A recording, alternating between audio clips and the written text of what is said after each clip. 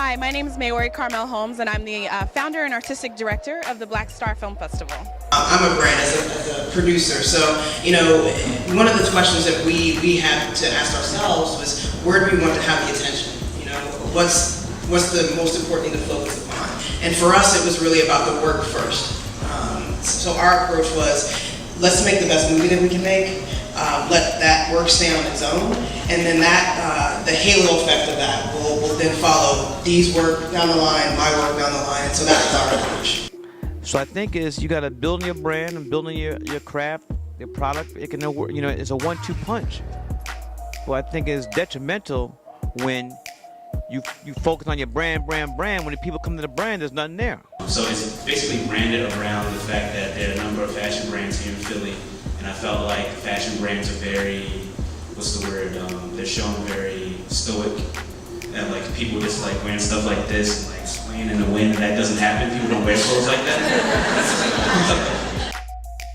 I started the film festival with a larger group of people. We were interested in having films come to Philadelphia that were made by Black people, starring Black people, about Black subjects, and we felt like they weren't really being played in the mainstream festival in our city. The hardest thing for independence is money and reach.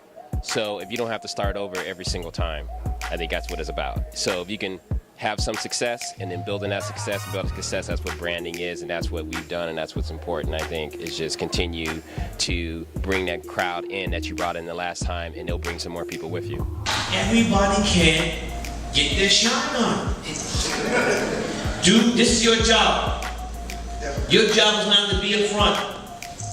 Now maybe you do it, continue, you got to elevate yourself, do that, but right now, you're not supposed to be doing this. Hello, my name is Garen Gibbs from ConcreteCakes.com, and I was here to support the business behind the big screen panel discussion.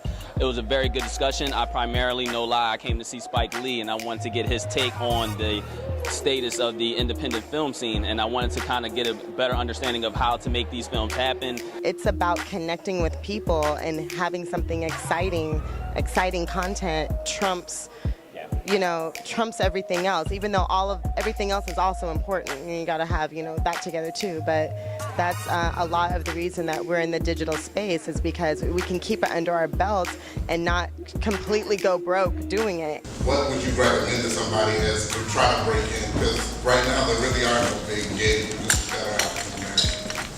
I knew that I didn't have any chance whatsoever of getting funded by a studio.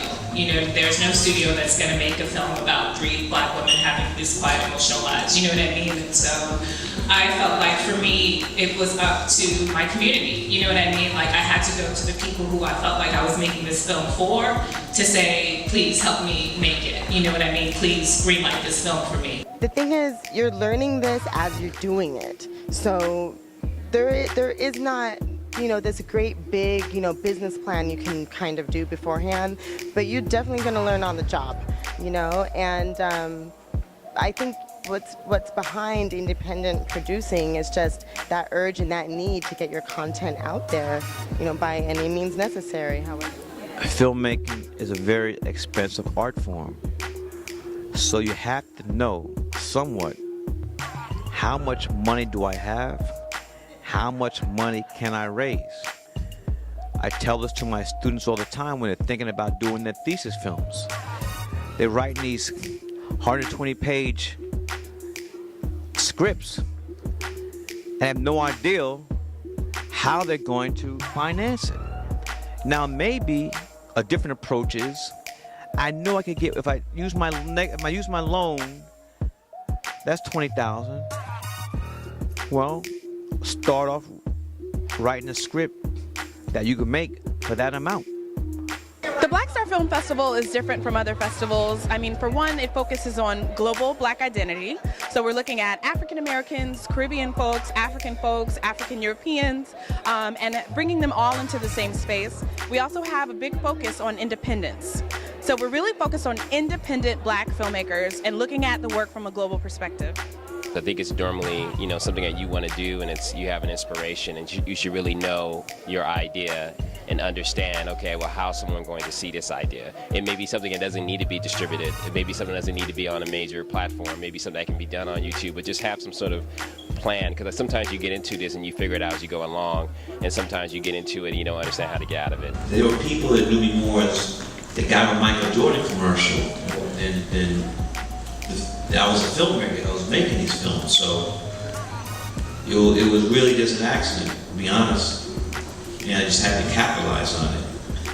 And when I put myself as Mars Blackman and She's Gonna Have It, I had no idea someone for Nike's advertising agency would say, you know, let's put this guy together with Michael Jordan. That was not planned. I just wanted to ask everyone on the panel if you think with avenues like Kickstarter and with social media, we'll have a future in film that really still depends on gatekeepers. We're on that path of making Black and Sexy TV a household name. We have fall programming coming. We have a feature film coming. We have other projects that we're doing.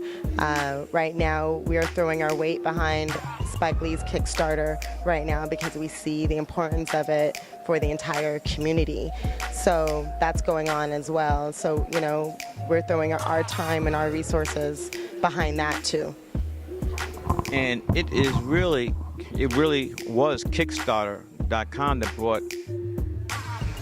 that enabled Black and Sexy TV